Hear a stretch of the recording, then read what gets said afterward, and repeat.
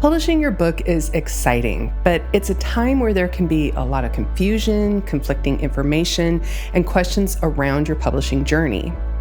The publishing landscape is noisy, overwhelming, and let's be honest, not always designed with the author's best interests in mind. That's exactly why I am so excited for today's episode. Not only are we pulling back the curtain on the red flags that every author needs to watch for, but I'm also joined by my very dear friend and first guest on the podcast, Elizabeth Lyons. Elizabeth is a best-selling author, seasoned publishing strategist, and one of the most honest and heart-centered experts I know. She's helped hundreds of authors publish with confidence, clarity, and far fewer regrets. In this episode, we are diving into the key differences between traditional, hybrid, and self-publishing and how to know which is right for you, the biggest red flags to look for when navigating your publishing options, and insider tips and guidance to help you get your book into the world. If you've considered publishing your book, or you just want to make sure that you're making more well-informed decisions on your publishing journey, this conversation is essential listening. So let's get into it. Elizabeth, thank you so much for being our very, very first guest. It is my honor and pleasure. I would do anything for you. Oh, well, the same to you, my friend. So thank you so much. Now, before we dive into the actual questions, since we're talking about publishing red flags, right. I think that it would be really important for us to discuss kind of like the difference between self-publishing, traditional publishing, and where hybrid publishing comes into the mix. And I would love to hear you explain that. Okay. We've jumped into a big, gnarly mess of terms that are often interchanged and wildly confused.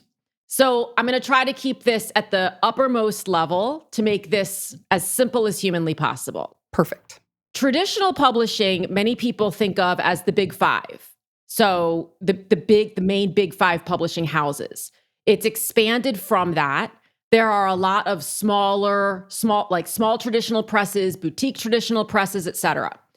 A lot of people also think traditional publishing means you're getting a whopping huge advance and the red carpet's being rolled out and all those sorts of things. That has changed drastically as well. A good way to think of it is, in my opinion, yes, traditional publishing often, but not always, involves an advance. What it always, for now, involves is you are signing over the rights, typically just to the print version of your book. Sometimes it's others, but to that house. Mm-hmm. So you are giving away your ability to make decisions, whether creative or business decisions, when it comes to that book. And understandably so, because the house is making the investment in your book and they have the experience to say, this title's going to do better, this cover's going to do better, we think. There are instances with especially smaller traditional houses where authors have more creative partnership. We're seeing that more and more. So I don't want to say you never have that, but it's really a good way to look at it is I'm willing to give up everything in exchange for what I'm getting. Hybrid, then we go into the indie world, which to me is inclusive of hybrid and self-publishing. Hybrid publishing is where an author makes an investment in the publishing of their book in exchange for, this is important, the publishing house's experience and expertise in the publishing space. So they're paying an amount up front. The publishing house is doing their thing. And then there is a more equitable royalty split on the back end. Mm-hmm. So instead of only getting 10% of sales, as you would with a traditional house, you're maybe getting 75 or 85% of sales. And then with self-publishing, sometimes that's called author publishing now. It's all you. So you're going out on your own and you are sourcing your cover designer, your interior formatter, your editor, all of these components, your marketing person, and you are not only funding it in full up, but you're recouping 100% of the profits on the back end. Within each of those, right, you can keep going. Deeper and deeper, absolutely. And I think that just with so many options now, it's just so confusing. It's so overwhelming. So I think just even having kind of the lay of the land is so important. So what, in your opinion, should an author be considering when they are weighing their publishing options? The first one is making sure that the author's expectations are set correctly when it comes to what each of the paradigms is. The biggest issue I've seen over the last couple decades is when authors want to go the traditional route because they're making the assumption that A, there's a big advance, B, the publishing house is going to sell it for me, they're going to do all of my marketing, and C, there's going to be this big red carpet rollout and I'm going to get to go on tour and all these things that we romanticize about the publishing days of yore. And so lots of times when authors realize that's not how it works, their desire to go the traditional publishing route sometimes starts to lessen. But from there, the biggest question I ask is what people's timeline is. Because if your timeline is within the next 2 to 3 years, traditional publishing is going to be tricky. Yeah, absolutely. You've got to secure that agent. From there, you've got the agent has to secure the acquisition. And yes, there are traditional houses, smaller ones now, smaller presses that you can submit an unsolicited manuscript. So you don't need an agent, but that's a little murky. And I always say, like, especially when you're signing something like that, having an agent who is an actual contract specialist look it over just to make sure you're not screwed over is a very smart move to have. It's a very smart move. And in fact, several authors with whom I've spoken have gotten the publishing offer without an agent, and they immediately went and hired an agent. Because what a lot of people don't understand, not hired an agent, but found an agent who wanted to, sign on. I mean, you're essentially hiring them because they do receive 15% of your earnings. Yeah. But what a lot of people don't understand is the agent does far more than just get you a deal. Yes. They hold your hand. Well, they should. And I don't use that word lightly or regularly, but like that's what you're paying them to do is answer your questions, help you understand what's going on. Absolutely. And I think a lot of people kind of have that misinterpretation of an agent, and because getting an agent is almost harder than getting a deal half the time. Yeah. And another thing that I think that many authors do is they just sign with the first agent that they get because it is such a long process. And it's a marriage. It is something that you need to make sure that you have a great or a trusted relationship with that agent to get you the best deal. So there's so many elements to really consider. And another thing that I've talked with many authors about that they think, with the advance, they get it all up front. Like if they get $100,000 deal, they're going to just be rolling in the money, and they don't realize, okay, this is broken up into like 4 or sometimes 5 payments. Right. So, and you have to take into account taxes, your agent's fee, like all of these different things. And it's actually significantly less than what they think that it's going to be.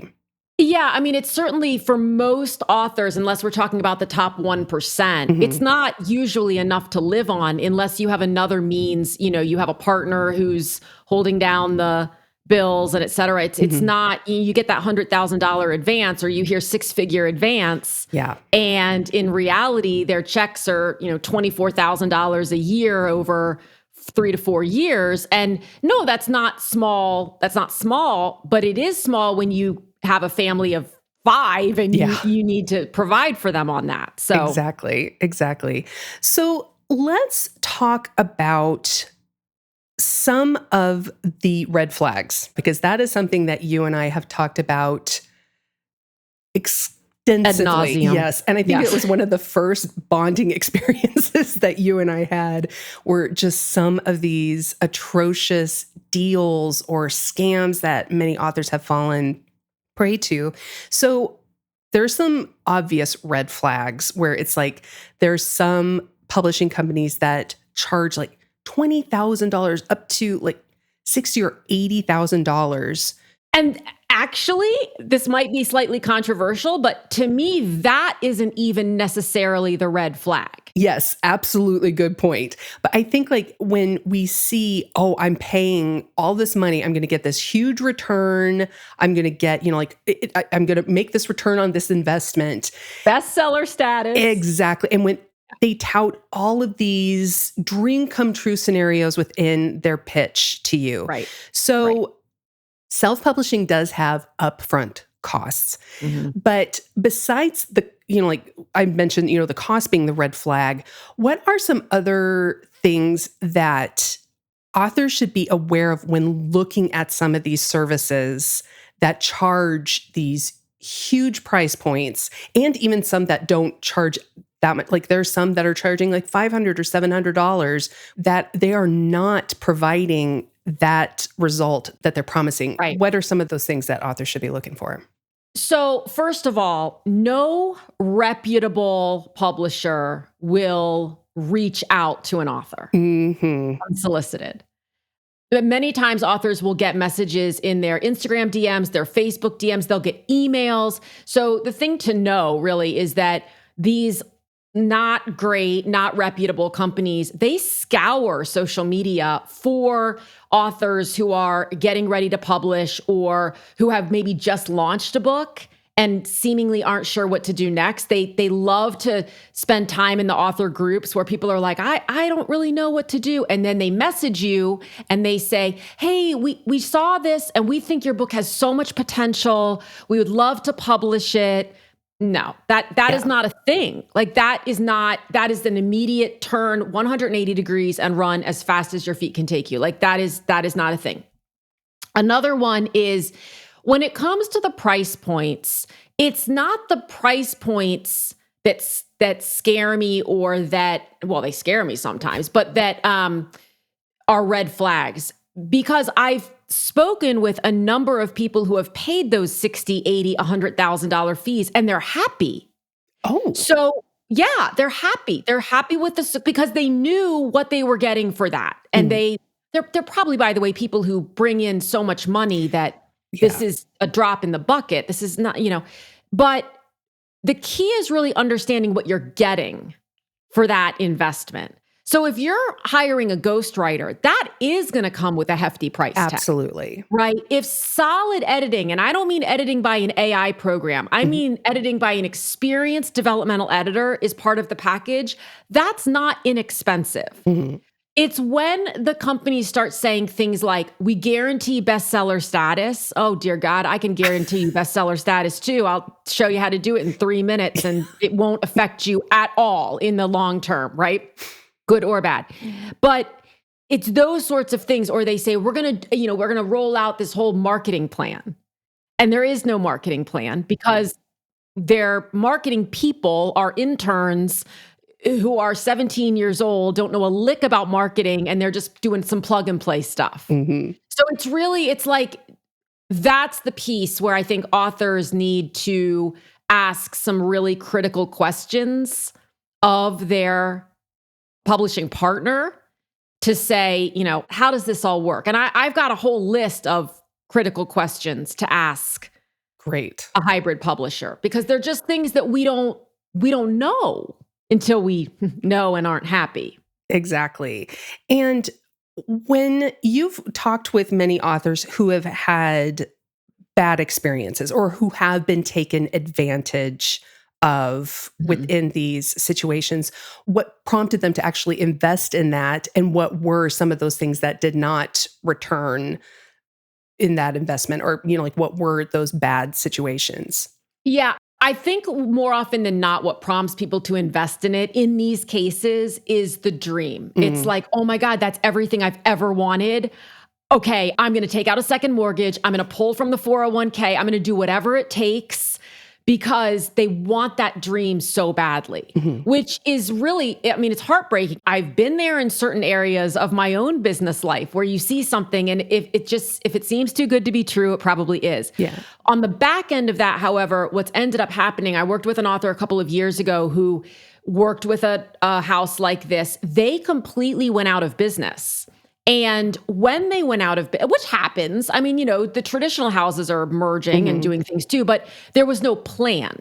So when she signed the contract with them, they were already going into bankruptcy. They just didn't publicize it. So she never received a penny of her royalties. And then when they ultimately went out of business, the company that took over the business did not honor the contract that she had signed with the previous business. So she had to spend another few $1,000s to buy her rights back to the book, to get the book back and have to start all over again. That's probably the worst scenario that I've been personally privy to. But we hear about them a lot. And lots of times it's unfortunate that the publishing companies, the hybrid publishing companies, don't do a better job of setting expectations and making sure that authors know. And to be fair, there are some really good hybrid publishers out there. But they don't know what the authors don't know, which is why it's incumbent upon the author themselves to ask the questions. It's not that the good publishers aren't willing to give the answer. It's that they don't know that you don't know. Exactly. And I think that so many authors kind of come into the whole publishing realm because they don't know what they don't know, and they don't ask questions. They are just kind of trustworthy of, they've done this before, I don't know what I'm doing. And there's kind of that, that feeling of they're the experts. I'm just writing. I just want to get my book published. And there's almost this panic, if I don't do this, then my book won't get published. You raise a really good point too, which is that the creative community is already one that battles imposter syndrome to begin with. So then you put them in the ecosystem of this group that is, air quotes, supposed to know how this all works. And the author feels, for lack of a better word, like not smart, right? They feel like, I don't want to look stupid by asking this question. But they need to be willing to feel uncomfortable asking that question. Exactly. Because it's just like any other business decision. Like, you really want to get to a place where you say, listen, this is your expertise, not mine. And I see this with very successful, and I put the air quotes there, but very successful business people where their area of expertise is what it is, but it is not book publishing. And they still feel like, well, I should know that. And I'm like, why should you know that? Exactly. Right? If you put me on a farm today and say, man these goats, I mean, I know how to build the fence, but I don't know what do you do with these goats, right? So it's like, you've got to be willing to just sort of humble yourself enough to say, I trust you. And if you're not getting the answers that are making you feel comfortable, that is a red flag. Exactly. One other thing that's come onto the scene in the last couple of years is self-publishing service providers, which is different from hybrid publishing. Yes. You're still, in my opinion, when you enlist the help of a self-publishing services provider, you are still self-publishing. The key with hybrid, that's when you hire someone outright to help you with your cover and or your interior formatting and or. But the cord is cut after that service is provided. That services provider has no financial investment in the success of your book. When you're working with a hybrid publisher, it's a partnership. There is going to be a percentage in almost all cases that you will pay on the back end. The payments are going to go to the hybrid publisher, and then the hybrid publisher is going to pay you. As opposed to when you self-publish and possibly enlist a service provider, all the payments are going to come right into your bank account. Right? They're setting it up on your side. So I think that when you're looking at a hybrid publisher, it is important to know, what questions do I want to ask? Because you are getting in bed with them for potentially many, many years. Yes. So that does pose the question of, there is a very blurred connection line between all of these publishing scenarios. How should an author know which one is best for them? So and this doesn't mean that this is the be all end all, but I actually put together a quiz for this to help people identify which is probably the best. Because remember, it can be the best to go with one model for one book, and then your next book, you might try something different. So there are a lot of questions you can ask yourself, and I'll give you the link if you want to put it in the show notes, where it's just, what's important to you? You know, is timing important to you? Do you want to work in partnership with someone? Is it just important to check, I was with HarperCollins or whomever, right? Off your bucket list. Like, is the imprint name, is it an ego thing? Is it a vanity thing? Even if you only admit that unto yourself, it's important to know that about yourself. Like, I just want to have the traditional experience once. These are all the questions that are important to ask. Is my book a little bit off the beaten path? Am I on trend, as it were? Or do I want to do something that's, oh God, never been done? Which, please don't, I mean, everything's been done. Yes. So even if you think you're doing something that's never been done, somehow you're peripheral to something that's already been done. But if you're doing something that's a little bit less typical, you're going to have a harder time going the traditional route. Yes. If you're writing essay or memoir, you're going to have a harder time going the traditional route. If you're writing rom-com, you might have an easier, and please, easy, simple, I don't know what time going the traditional route. So recognizing that when you pick one route, you're not marrying it until death do you part. You are marrying it for now for this book. Yeah. And I think that that's a big misconception that many authors have, is thinking, oh, if I go self-publishing for the first book, I will never get a traditional publishing deal, if that is a big dream that they have, or they're just kind of stuck, like wherever they pitch their wagon for this first book. And we've seen it happen in various ways. A common question is, if I self-publish and it does well, will a traditional house pick it up? And the answer is maybe. It's happened. It's a small number of cases where it happens.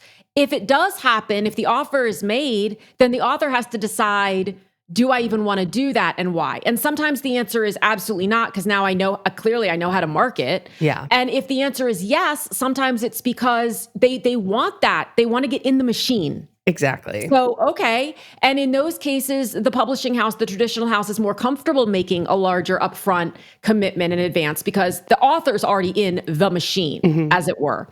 So the idea, we've got hybrid publishers, which we've talked about. We also have hybrid authors, which is different. So a hybrid author is an author who has published under different paradigms.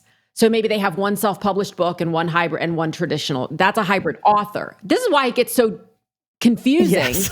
Because it's like, there are enough terms anyway. And also there is no clear, it's a kind of an ever-changing definition.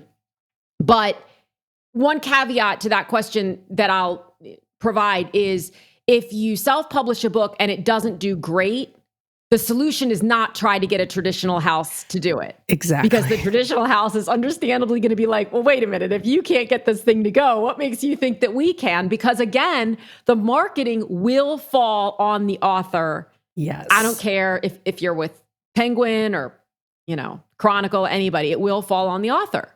Absolutely. And I think that is one of the biggest misconceptions that authors have, is like, oh, if I sign with the quote unquote traditional publishing house, or even if a hybrid publisher promises marketing, that doesn't always translate into what you might think is marketing services. Like, I've seen some where they say, we send out a press release and we create some social media assets, and they charge thousands and thousands of dollars for this. And it's like, that is not a marketing plan. Who reads press releases? No one. You get 7,000 a day. So in your opinion, what are some of the questions that authors should ask if they are thinking about signing with a hybrid publisher? Okay, so let's talk about the ones that are less obvious and that authors, understandably, I want to be so clear about this, would not think to ask. Because if you don't know how this process works, there's no reason that you would think to ask about a piece of the process you don't even know is in existence. Yes. So one big one is, what is the process for ordering author copies? When you want to have author copies for an event or just to give to people or stand on the street corner and like wave, please buy me, like what is the process for ordering that? What's the timeline for ordering that? Is there an upcharge? So how much are you going to be paying for that copy plus shipping so that you just have a sense of, can you even make money off of that? Or is that a zero-sum game? And this goes back to like the marketing package. If the publishing house offers to create your website, if that's part of the package, like we're going to do your website, we're going to do your social media. Is it a private standalone website? The answer is probably no. Or is it just a page on their website, which will do absolutely nothing for you? Yes.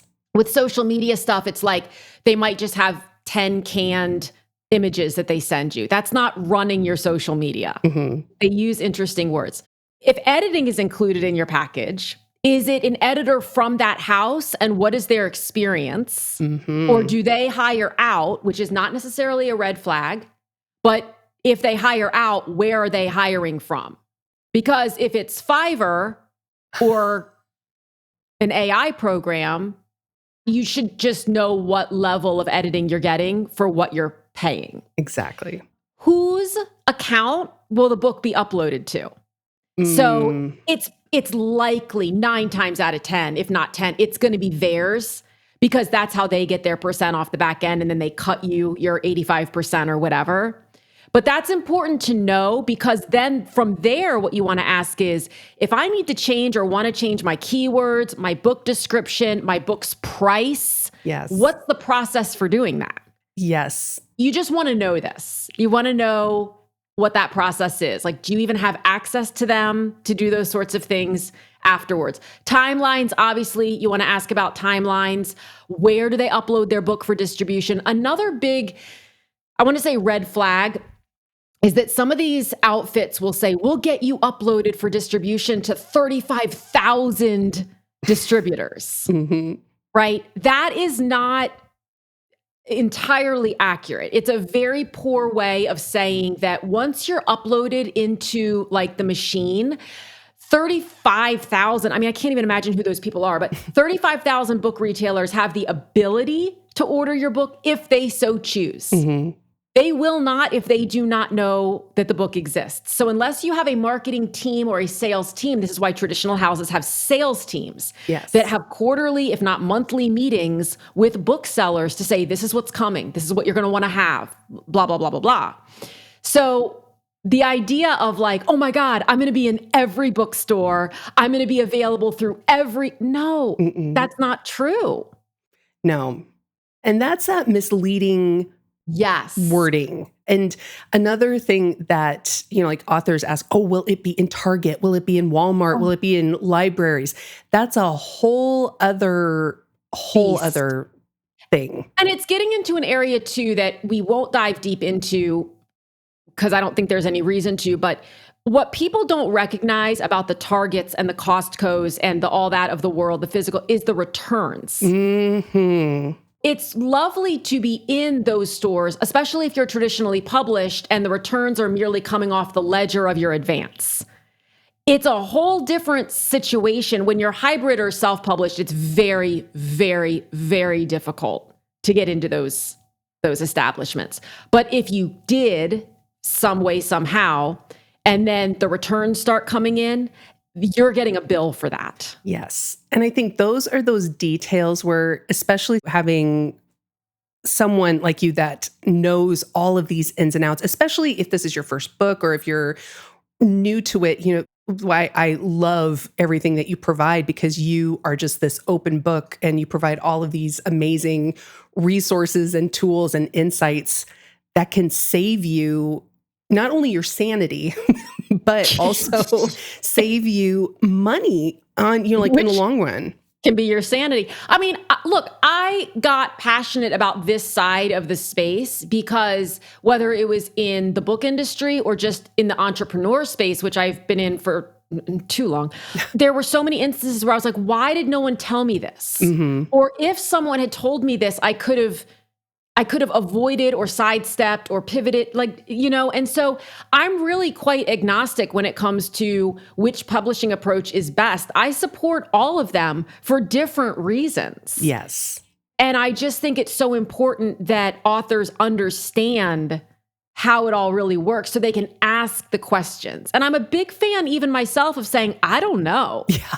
Right. And going, let me call some people who are traditionally published. Let me consult with this person to say what's happening. And not because they're the be all end all, but because there are people who can speak. I talked to Jane Friedman a couple of weeks ago. She can speak much more intelligently and knowledgeably about the traditional space and what's really happening there than I, especially with AI. Yeah. That's the zone in which she spends a lot of her time. So I think it's just intention is important. Exactly. And I think too, taking the time to educate yourself on the different options, what are the good things, what are the, versus the bad, really asking questions of other authors. And that's why I think having a community, just being a part of an author community is so powerful, and finding trusted advisors like yourself that can really help them make the best decision for them and their book. You and I can't say this is what you need to do. No. We can let you know the information, but ultimately they have to make that decision for themselves.